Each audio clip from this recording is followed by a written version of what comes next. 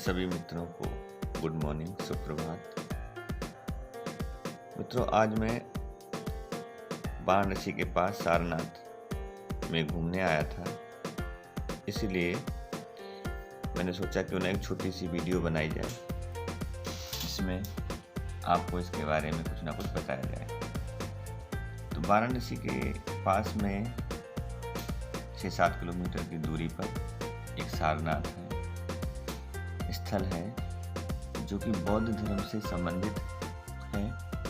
आप सभी लोग जानते होंगे कि महात्मा बुद्ध, जिनके बचपन का नाम सिद्धार्थ था, इनका जन्म 563 ईसा पूर्व नेपाल के तराई क्षेत्र में कपिलवस्तु के समीप लुम्बिनी में ग्राम में एक शाक्य परिवार क्षत्रिय कुल में हुआ था। तो ये सारनाथ के पास, वाराणसी के पास में सारनाथ जो स्थान है, यहाँ पर उन्होंने, महात्मा बुद्ध ने अपना प्रथम उपदेश दिया था। बताते हैं कि महात्मा बुद्ध को जब ज्ञान प्राप्त हुआ और वो सारनाथ आए, तो बुद्ध ने अपना प्रथम उपदेश वाराणसी के समीप सारनाथ में दिया था। यहाँ बुद्ध ने अपने 5 साथियों को बौद्ध धर्म में दीक्षित किया और इसी घटना को धर्म चक्र प्रवर्तन कहा गया। यह स्थान बहुत अच्छा पर्यटक स्थल है। यहाँ पर देश के विदेश के सभी लोग यहाँ घूमने आते हैं और तरह तरह की जानकारी लेकर के यहाँ से जाते हैं। ये देखिए, स्तूप बना हुआ है, बहुत इसकी ऊंचाई है और ये पूरा इधर फील्ड है और जगह जगह पर देखिए पट्टिकाएं लगी हुई हैं और इनमें लिखा भी है। यहाँ पर देखिए ये लेख है, देखिए धर्म स्तूप है, इसमें पूरी बौद्ध धर्म से संबंधित कई जानकारियां हैं और ये स्थल बहुत ही, क्योंकि उस समय सम्राट अशोक हुए थे जिन्होंने इन स्तूप का निर्माण करवाया और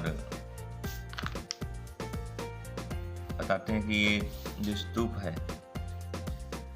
मौर्यकालीन वास्तुकला की महत्वपूर्ण देन है। सांची, आपने देखा सांची और सारनाथ, सांची का भी नाम आता है, सारनाथ के का भी नाम आता है। ये दोनों ही बताते हैं अशोक के समय में, जब अशोक उस समय सम्राट थे, तो अशोक कालीन दोनों स्तूप कहे जाते हैं। बौद्ध ग्रंथों में बताया गया है कि लगभग अशोक ने 84,000 स्तूपों का निर्माण करवाया था। तो उन्हीं स्तूपों में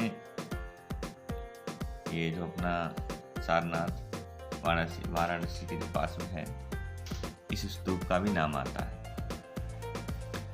तो यहाँ पर देखिए स्थान वो है जहाँ बताते हैं बौद्ध महात्मा बुद्ध जी ने अपने 5 शिष्यों को ये दे रखा बना हुआ। देखिए यहाँ पर उन्होंने क्या है, बौद्ध धर्म की शिक्षा दी थी। महात्मा बुद्ध को जब ज्ञान प्राप्त हुआ तो उन्होंने, चूँकि ज्ञान प्राप्त हुआ, उन्होंने कहा कि 35 वर्ष की आयु में बिहार में उर्वेला नामक स्थान था, बता रहे पीपल का जो वृक्ष था उसके नीचे वैशाख पूर्णिमा की रात्रि में समाधिस्थ अवस्था में इनको ज्ञान प्राप्त हुआ था। उस घटना को संबोध कहते हैं। ज्ञान प्राप्ति के बाद बुद्ध अर्थात प्रज्ञावान कहलाने लगे और वह स्थान बोधगया कहलाया, जो कि बिहार में है। उसके बाद में बुद्ध सारनाथ आए और उन्होंने अपने 5 शिष्यों को बौद्ध धर्म की दीक्षा दी, उपदेश दिया। और चूंकि अशोक सम्राट भी हुए थे, आपने सुना होगा, इतिहास में भी पढ़ा होगा, जानकारी भी आपको होगी। तो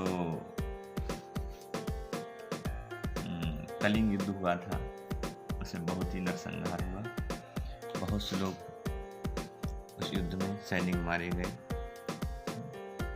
और बहुत ज़्यादा ही रक्तपात हुआ। उसके बाद में अशोक को बहुत ही पश्चाताप हुआ कि उसके द्वारा तो बहुत घोर पाप हो गया है, और इसी दुख के कारण उन्होंने बौद्ध धर्म स्वीकार कर लिया था। क्योंकि कलिंग युद्ध में हुए व्यापक नरसंहार ने अशोक को विचलित कर दिया, जिसके परिणाम स्वरूप उसने शस्त्र त्याग की घोषणा कर दी और उसने बौद्ध धर्म स्वीकार कर लिया। जबकि इससे पहले वो ब्राह्मण मतानुयायी थे। अब बौद्ध धर्म को स्वीकार करने के बाद में उन्होंने बौद्ध धर्म से संबंधित जितने भी स्थान थे उसको संरक्षित करने के लिए तरह तरह के उपाय किए। इन्हीं उपायों में एक था अपना वाराणसी का सारनाथ ही। यहाँ पर देखिए, ये पुराने बहुत उसी समय के अशोककालीन देखिए सब शिलाएं हैं, पत्थर देखो दे रखे हैं। और इस जगह को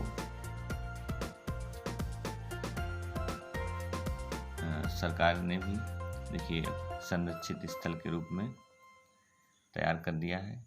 ये चारों तरफ देखिए आपकी बाउंड्री है, उसके अंदर ही वहाँ पर जब गेट में घुसे थे सिक्योरिटी भी थी, और यहाँ आने वाले जितने पर्यटक हैं उनको कुछ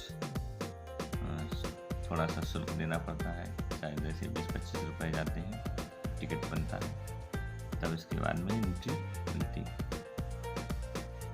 और अभी जो इस समय देखिए इसी जो स्थल अभी अपने लोग देख रहे थे उसके ठीक पास में यहाँ पर देखिए एक जैन मंदिर है, और देखिए जैन मंदिर में ही हम लोग जा रहे हैं। श्री दिगंबर जैन मंदिर क्योंकि जैन धर्म से संबंधित है। आप जानते हो जैन धर्म में भी 2 पंथ में बट गया था, जैसे बौद्ध धर्म 2 पंथ में बट गया था। बुद्ध के शरीर त्यागने के बाद में तो ये देखिए इसी के पास में जैन धर्म का ये मंदिर है। यहाँ पर भी हमने एक छोटी सी वीडियो इसमें मैं ऐड कर दी है, तो इसलिए यहाँ आए थे घूमने के लिए, तो हमने एक छोटी सी वीडियो बनाई है।